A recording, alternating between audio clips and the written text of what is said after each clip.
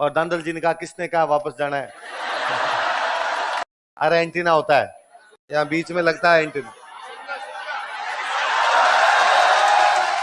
ऐसा कहते हैं पापू जी की मम्मी जो थी वो एक परी थी। परी समझते हो? परी आसमान की परियां, पापा वाली नहीं, पापा की परियां नहीं भाई, आसमान में जो परियां होती है वो। तो एक परी थी। ऐसा कहा जाता है परियों के लिए कि परियां कभी कभी धरती पर घूमने के लिए आती है, पर उनके साथ कंडीशन जुड़ी होती है कि जब वो धरती पर घूमने के लिए आए तब उनको कोई देखना नहीं चाहिए।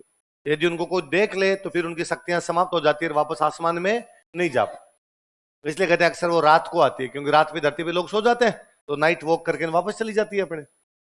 एक बार ऐसी कोई एक परी धरती पर उतरने चाह रही थी, गलती से उसका हेलीकॉप्टर लैंड कर गया मारवाड़। तो डंग की जगह आना अच्छा रही होगी बापड़ी, यहाँ नीचे उतरी, गर्मी मिली अपने यहाँ पे तो गर्मी पड़ रही, तो उसको लगा यार गर्मी है बहुत भयंकर वाली, क्या किया जाए। तो वहां पास में एक तालाब था, वो तालाब में नहाने लगी कि भाई तालाब में नहा लेते हैं थोड़ी गर्मी कम लगेगी।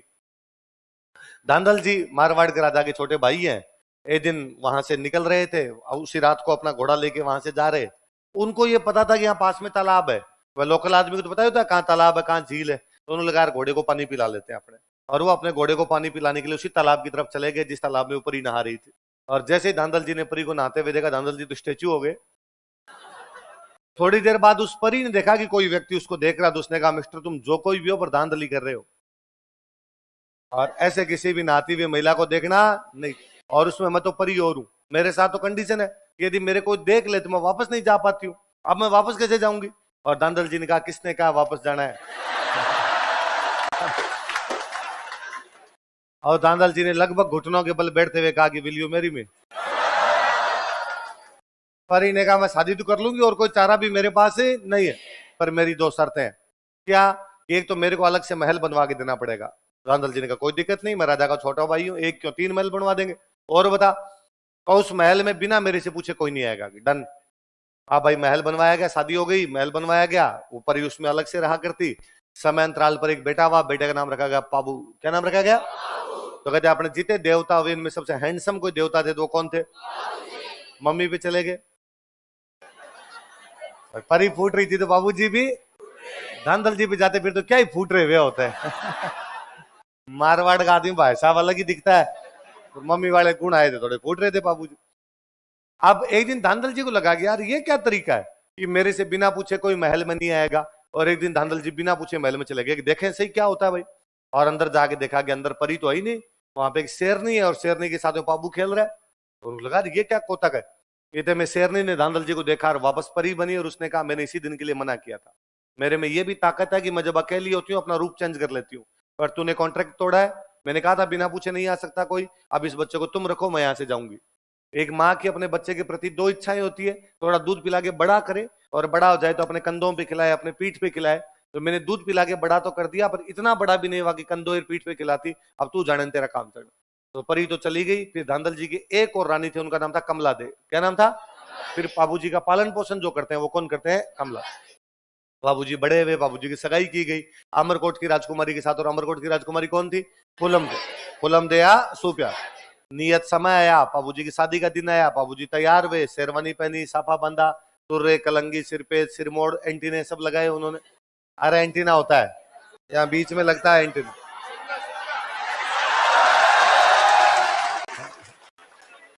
पहले अपने को पता नहीं था, नया नया एक्सपीरियंस है भाई साहब, विश्वास करना पड़ेगा आपको ना। तो बाबूजी एकदम तैयार हो गए टनाटन एकदम। बाबूजी के दो खास दोस्त चांदा और अच्छा, शादी में दूल्हे ज्यादा तैयार, दूल्हे के दोस्त हो तो दो, वो चांदा और डामा भी ऊपर तक बटन बंद किए हुए, जोधपुरी कोट पैंट, डीओ छिड़क के आए हुए वहां पे एकदम। और उन्होंने बाबूजी को आज्ञा, बाबूजी यार क्या लग रहे हो यार, बाबूजी आज है ना अमरकोट में छज्जे टूट जाएंगे। क्या टूट जाएंगे? पहले क्या, जब बारात जाया करती तो बारात को देखने के लिए लोग छतों पे इकट्ठे होते।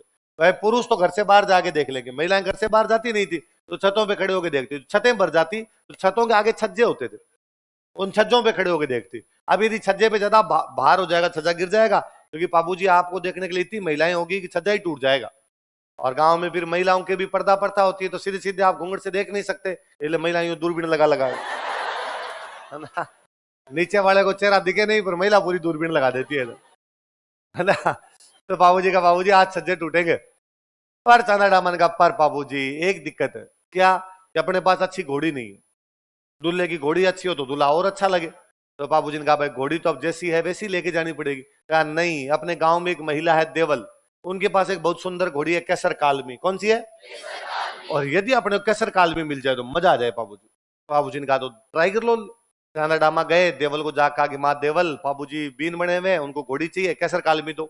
और देवल ने कहा नहीं भाई, केसर कालमी नहीं दे सकती, मेरे पास गायें हैं खूब सारी। पहले धन का मतलब ही गाय होता था, गोधन। अभी बोलते हैं गोधन। कभी आपने सुना भैंस धन, बकरी धन? और गाय को अभी भी क्या कहते हैं? धन।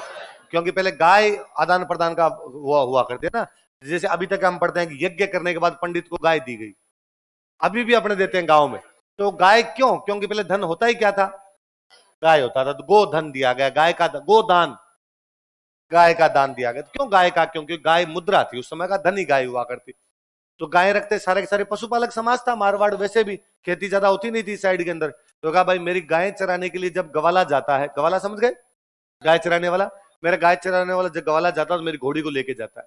अब जब गाय धन है तो गाय की लूटपाट भी होगी, तो उन दिनों गायों की लूटपाट ज्यादा होती, क्योंकि खुदा ना खास्ता कल को गायों की लूटपाट हो जाए और गवाले के पास घोड़ी हो तो भाग के गांव आएगा, बताएगा भाई गायों को लूट के ले गए। तो गांव वाले जाएंगे, गाय छुड़वा के लेके आएंगे। और यदि घोड़ी नहीं होगी तो पैदल पैदल आएगा, पैदल पैदल आएगा, तब तो लुटेरे पता नहीं कहाँ के कहाँ पहुंच जाएंगे। इसलिए घोड़ी नहीं दूंगी मैं।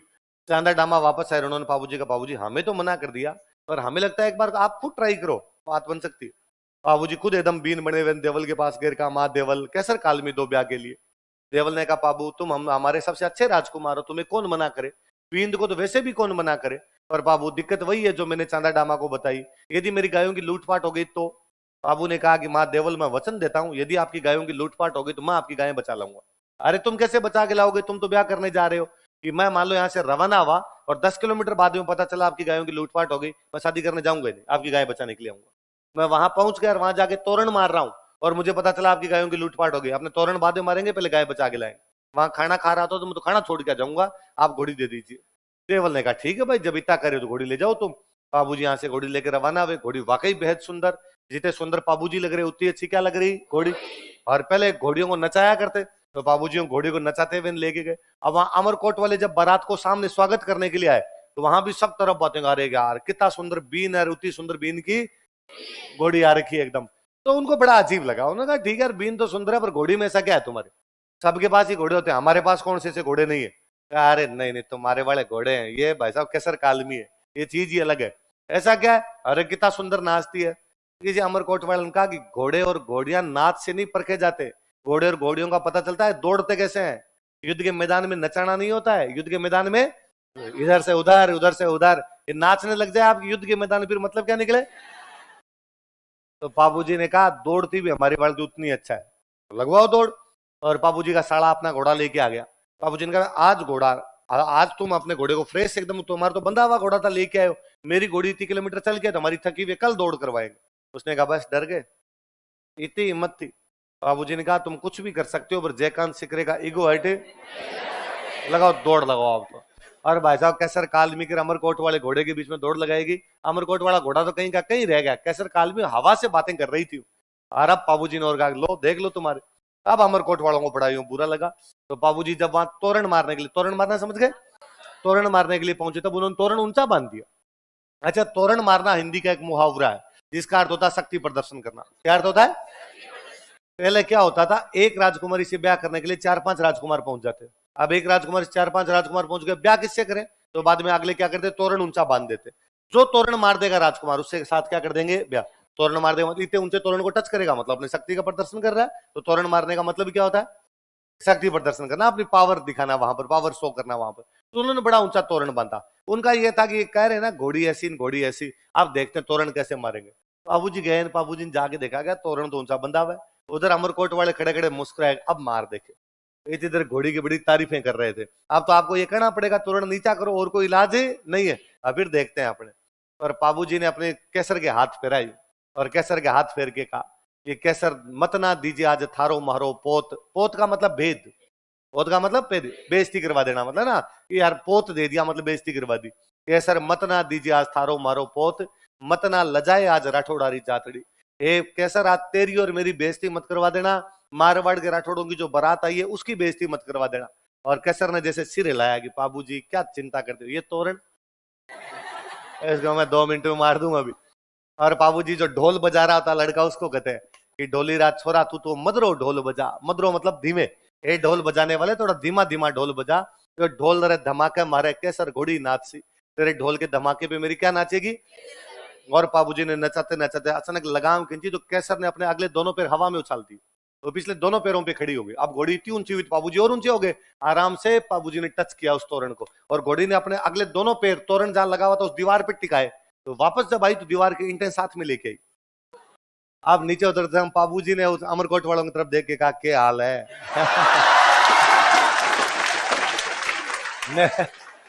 मैंने जहां कहीं ये कहानी पढ़ी थी वहां था कि ये सब समाचार अंदर फुलमदे को मिले कि बाबूजी ने इतना ऊंचा तोरण मार दिया, फुलमदे फुली ना समाई। फुलमदे बड़ी राजी है कि साढ़े आला सरदार बाहर यूं कारनामे दिखा रहा है, और की फुलमदे की सारी सहेलियां जल गई।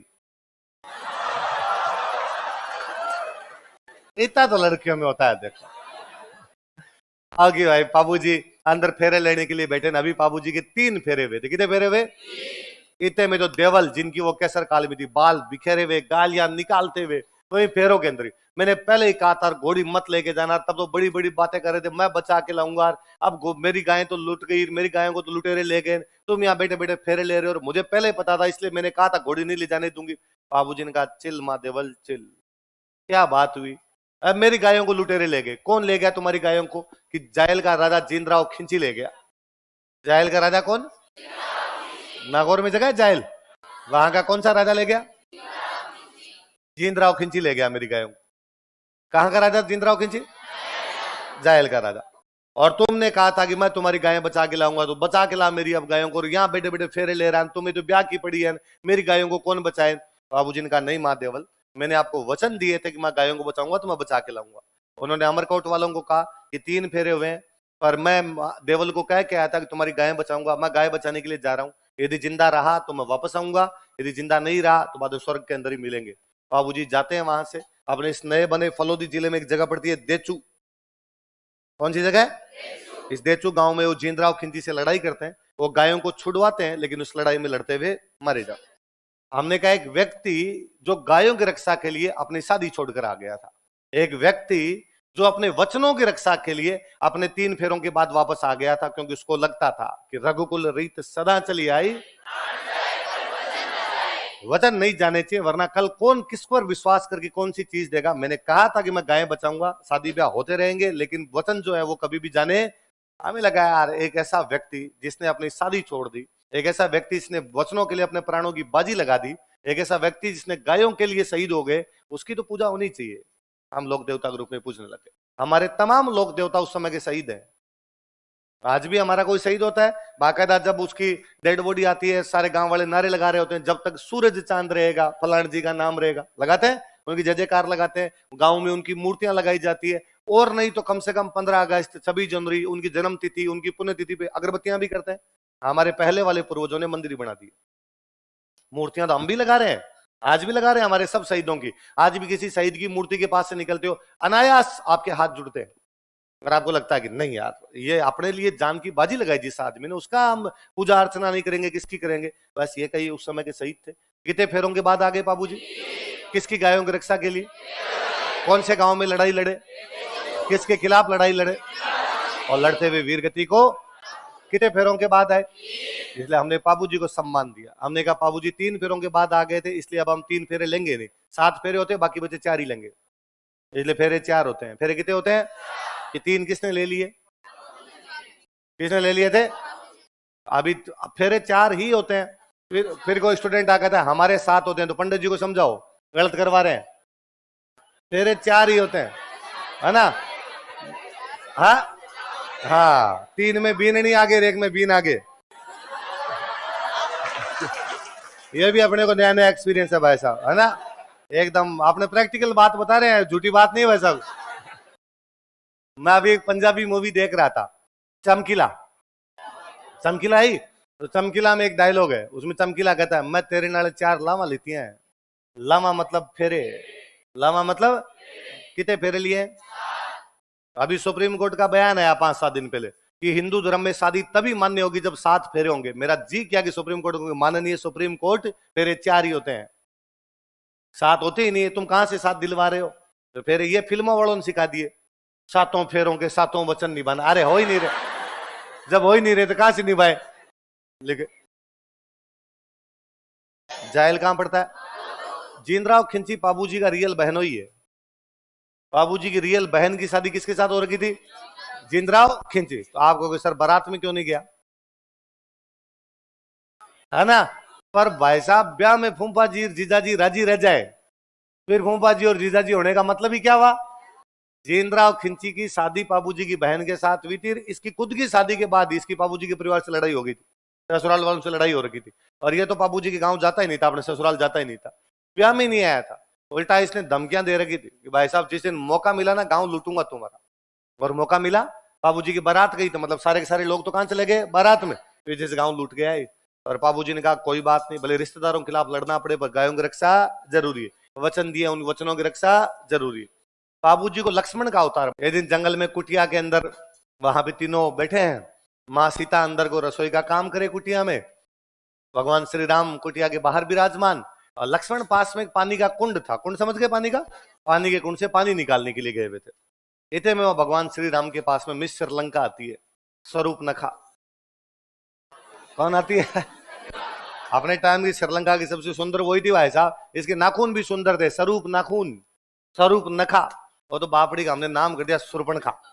हमने कहा राक्षणी थी, राक्षणी। तो उसके नाखून भी सूप मतलब छाजले जैसे थे, बाकी उसका नाम था स्वरूप नखा। क्या नाम था? जिसके नख भी स्वरूप हो। वो आई, उसने राम जी को आगे कहा कि मुझसे दोस्ती करोगे? राम जी ने कहा बकवास, रवाना। तो उसने अंदर देखा सीता जी बेटे, उसने कहा ओके ओके समझ गई, कमिटेड, ओके। लक्ष्मण जी अकेले दिखे, वो लक्ष्मण जी के पास चली गई, लक्ष्मण जी को जाग कहा कि मुझसे दोस्ती करोगे? लक्ष्मण गुस्सेल आदमी थे। लक्ष्मण ने कहा तू रवाना हो जाए यहाँ से, मैं करवा दूंगा दोस्ती तेरे को अभी। पर वो लक्ष्मण के पीछे पीछे दौड़ती है, प्लीज दोस्ती कर लो ना प्लीज। लक्ष्मण जी उसके आगे आगे दौड़ते हैं। वो उस कुंड के चारों तरफ 4 चक्कर काटते हैं। कितने चक्कर काटते हैं? कितने चक्कर? उस कुंड के चारों तरफ। और 4 चक्कर के बाद लक्ष्मण को गुस्सा आता है, लक्ष्मण शूर्पणखा की नाक काट देता। और शूर्पणखा ने कहा अरे मैंने खाली प्रपोज हित किया था और उसमें इतना बड़ा दंड, तूने मेरा नाक काट दिया। लक्ष्मण ने कहा देखो अभी त्रेता युग चल रहा है। कौन सा चल रहा है? 4 युग है, सतयुग, त्रेता, द्वापर, कलयुग। कौन कौन से? त्रेता, द्वापर, अभी कलयुग है। भगवान कृष्ण वाला द्वापर था, भगवान राम वाला त्रेता था, और इससे पहले वाला सत्य। तो उनका देखो अभी त्रेता युग चल रहा है, इसमें तो अपने बीच कुछ भी संभव। मैं भाई श्री राम और भाभी जी सीता जी के साथ आया, इनकी सेवा करूंगा, पर मैं तुम्हें वचन देता हूं एक दिन कलयुग आएगा, एक दिन मैं बनूंगा पाबू और तुम बनोगी फूलम दे। मैं बनूंगा और तुम बनोगी, बाकी 3 फेरे वहां लेंगे। इस कुंड के चारों तरफ कितने चक्कर काटे हैं? वहां कितने काटेंगे हम? इसलिए बाबूजी कितने फेरों के बाद आगे? इसलिए गांव के अंदर जब बाबूजी कहानी कोई सुनाता है, सुनाते समय कहता है कि बाबूजी 3 फेरों के बाद आए, लड़ते हुए मारे गए। तो सुनने वाले कहते हैं अरे शादी भी कंप्लीट नहीं हुई देखो। तो सुनाने वाला बड़े फिलोसॉफिकल अंदाज में कहता है कि नहीं भाई ये पहले से तय था, लक्ष्मण जी ने कहा था कि त्रेता में 4 फेरे लिए हैं, कलयुग में कितने लेंगे? तो लक्ष्मण जी को अवतार कौन माने जाते हैं? कौन मान जाते हैं? बाबूजी की एक भतीजी थी, उनका नाम था केलम। क्या नाम था? केलम भतीजे थे। उनकी शादी आई और केलम ने बाबूजी कहा कि चाचा जी मेरे को 4 व्हीलर चाहिए, बिना 4 व्हीलर के मत शादी करूंगी नहीं। इसलिए अपनी भतीजी केलम को शादी में देने के लिए बाबूजी कैमल लाई थे। तो राजस्थान में पहली बार कैमल केलम की दहेज के लिए आए थे। तो ऊंट लाने वाले व्यक्ति कौन थे राजस्थान में? इसलिए आज भी गांव में ऊंट बीमार हो जाए तो किसकी पूजा करो? बाबूजी। तो अभी तक भी गांव में दादाजी की उम्र के लोग होते हैं, वो ये आप छोटी क्लास समझो, 3री 4थी मेरे बच्चे पढ़ते हैं, इधर आ किताब बांध है, तो किताब बांध सकता है, अखबार बांध के बता। तो वो बांधने का मतलब क्या होता है? पढ़ने। पहले गांव में जब लोग पढ़े लिखे नहीं होते और किसी घर पे कोई कागज आ गया तो अब वो कौन पढ़े? तो बात जिसको पढ़ना था उसके पास लेके जाते थे, हमारा कागज बांधो, हमारे भाई गांव से कोई कागज आया, हमारे को रजिस्ट्री का आया, किसी प्रकार का है, ये बांध के बताओ। तो बांधना मतलब पढ़ना। तो मेरे मान लो ऊँट बीमार हो तो मैंने कहा मैं आपकी फड़ बंचवाऊंगा। क्या करूंगा? फड़ मतलब और कोई पढ़ेगा उस फड़ को? तो अब कौन पढ़ेगा? तो मान लो मेरा ऊँट ठीक हो गया, तो मैं बाबूजी के मंदिर में गया, तो बाबूजी के मंदिर में जो पुजारी होते हैं वो होते हैं भील जाति के लोग। कौन जाति के? चांदा और डामा कौन थे? तो पुजारी भी कौन होते हैं? भील जाति के। अपने यहाँ लोकल भाषा में पुजारी को बोलते हैं भोपा। क्या बोलते हैं? तो वो जो भील भोपा जी होते हैं, मैंने भोपा जी के पास गया और मैंने भोपा जी को जाकर कहा, भोपा जी मेरा ऊंट बीमार हुआ था, तब मैंने कहा था फड़ बंचवाऊंगा, अब मेरी फड़ बांच दो आप। तो भोपा जी ने कहा बांच देंगे, कब आऊं? संडे को आ जाना, छुट्टी है, आराम से बांच देना आप। तो अब भोपा जी अपनी पत्नी को साथ लेके आएंगे, भोपी जी। तो भोपा जी भी आगे और भोपी जी, वो साथ में क्या लेके आएंगे? फड़ कपड़े का एक पर्दा होता है। फड़ क्या होता है? कपड़े का एक पर्दा होता है, कपड़े का। इस पर चित्र बने होते हैं कि बाबूजी का जन्म हो रहा है, बाबूजी खेल रहे हैं, बाबूजी घोड़ा चलाना सीख रहे हैं, बाबूजी की सगाई हुई है, बाबूजी शादी के लिए जा रहे हैं, बाबूजी फेरे ले रहे हैं, 3 फेरों के बाद उठ के आ रहे हैं, वो लड़ाई कर रहे हैं, वो प्लेग में बचा रहे हैं, वो ऊंट ला रहे हैं, छोरी भाइयों की रक्षा कर रहे हैं। ऐसे अलग अलग प्रकार से चित्र बने होते हैं। वो भोपा जी भोपी जी कपड़े का पर्दा दीवार पे टांगते हैं, उसके सामने खड़े होते हैं। भोपा जी के हाथ में एक वाद्य यंत्र होता है, रावण हत्ता। कौन सा वाद्य यंत्र? वो रावण हत्ता बजाते हैं और फड़ गाते हैं। तो फड़ कौन से वाद्य यंत्र के साथ गाई जाती है? क्या होती है फड़? कपड़े का एक पर्दा। क्या होता है?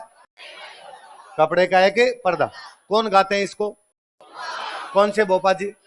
भील जाति के। वो कौन सी जाति के? भील जाति के। किसकी फड़ गाते हैं या किसकी फड़ बांधते हैं? पल्ले पड़ की बात देखो।